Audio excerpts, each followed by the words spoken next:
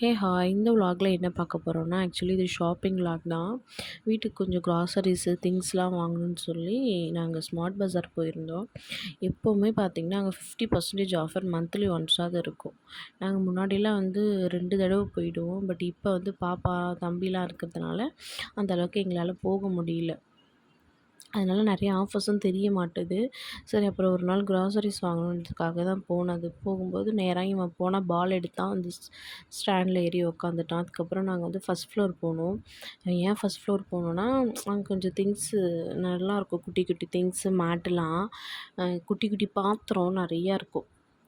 அப்படி தான் இந்த மினியேச்சர் பாத்திரம் மாதிரி நான் கையில் வச்சுருக்க பாத்திரம் அது.